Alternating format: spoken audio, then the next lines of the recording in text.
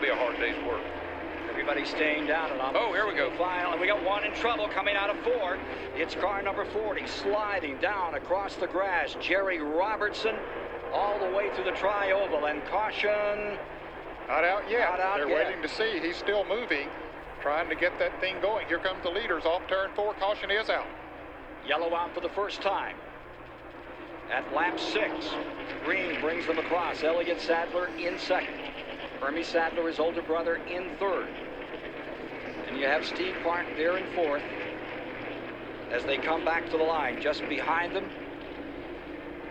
as they swung off that corner, Elton Sawyer had found himself fifth, followed by Buckshot Jones and Parsons in seventh. You know, Ken, this is from a driver's perspective, this is really a good thing to have happen. You've run 5 or 6 laps. Now you can really slow down here a second. You can think and get your thoughts together. You can tell your crew how your car feels, and you can really get your composure, because everybody was real nervous on the start of this race. Take a look at what happens here.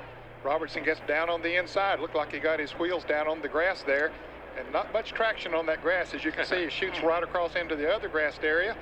Tries to come back up on the racetrack, but fortunately by that time there's only one other car behind him. Outside any early runs. New track, fresh. Got a trouble on the back straightaway, big trouble. In the back chute, caution will be coming out, I believe. As they come back to the line, yellow is down for the second time. And there you see the Jimmy Foster car, youngster out of Daytona Beach, pressed into the wall. Yeah, that all started because he got out of line, and I think somebody got into the back of him, best I could tell from here. That happens at lap 16. Jim up out of the go-karts and the Legends Series. Did a lot of Legends racing for his grandfather. What happens here? He just gets out wide coming off that corner. And looks like it just kind of breaks loose with him, actually. Kevin LePage went by on the inside. I don't think anybody hit him, though, didn't it? I don't think so. It didn't look like it. Looked like the thing got to wobbling with it. And you see those roof flaps came right up there, the way that they're designed to do. And then the number 40 breaks away and slides down out of the fourth turn area.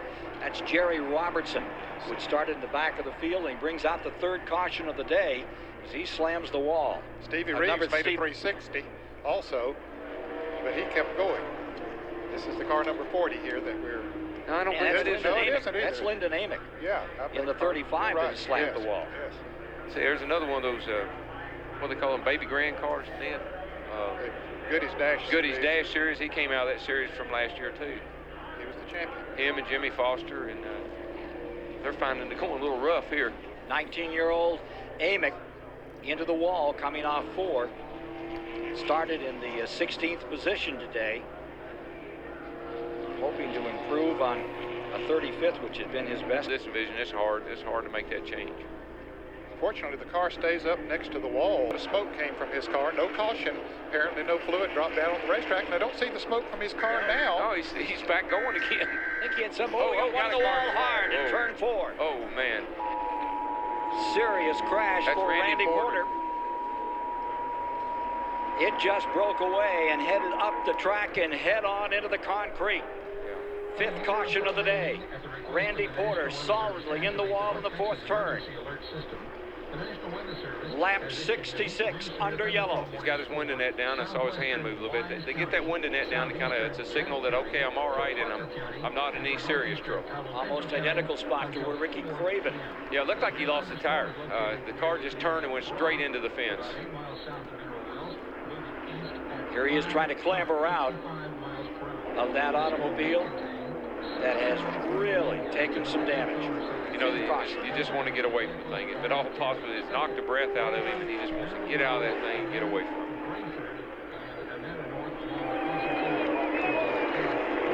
it. Piece of metal laying on the racetrack, I assume that's from his car. Boy, he is. I know that feeling. He's stinging and tingling off. He made a great call. You can see how hard he's up against the wall. The car just stays up there against the wall. He can't get it off, and it's a good thing, too, because other cars were coming by, and it just continues to rub up against. You can see some flame came out of it when it first hit the wall. That can be some raw fuel. It gets better and better, and these guys are getting braver and braver, and I see a lot of really fast cars making big moves. Mike McLaughlin looking at Setzer from third spot, trying to take that second berth. Apparently Michael Waltrip had a flat tire. He came in to change the tire. He's going back out, but he's lost a lap. Hey, it's trouble here. Looks like the Tim Fedewa car. Crashing down into turn number 1, down to the bottom of the racetrack. Well, that's what I was talking about, Ned and Ken. They were doing a lot of hard racing back in the pack there. Like, they've really gotten their confidence level up, and they trust the track more and more. So this is a big deal.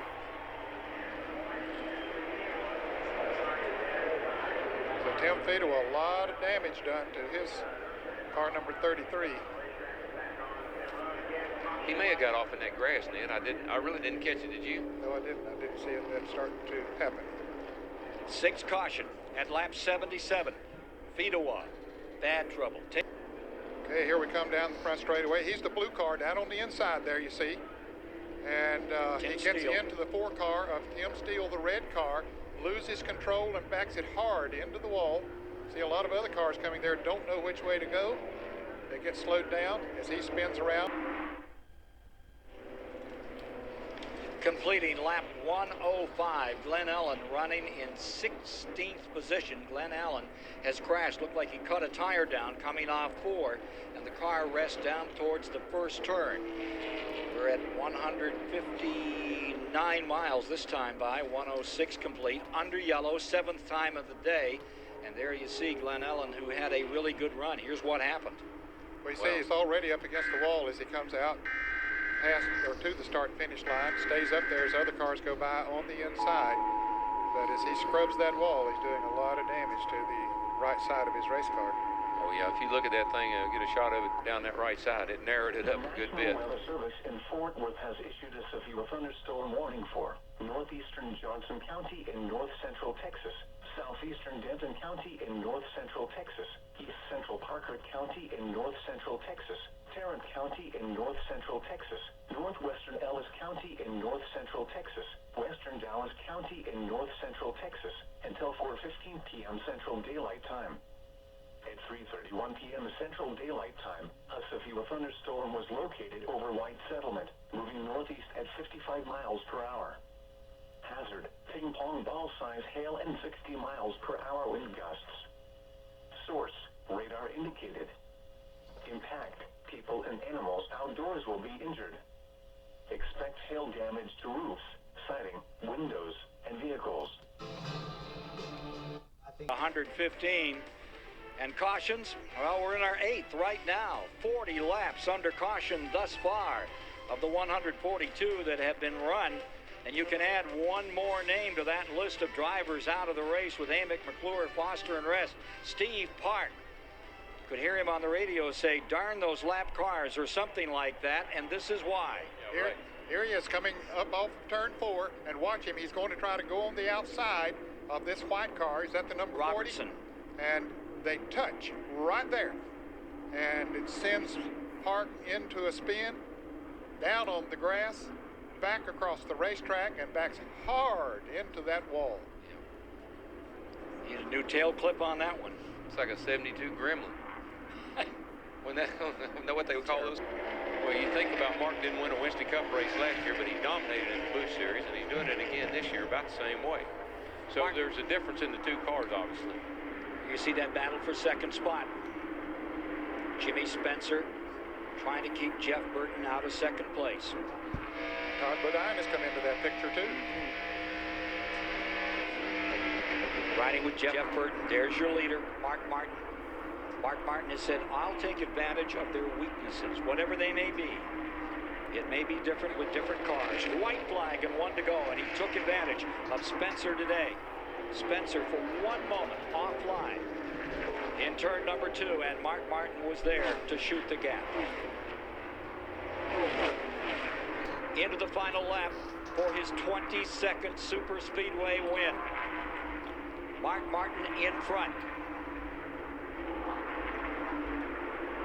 It's still Jimmy Spencer holding on to second. Here's Martin getting into middle-lap traffic.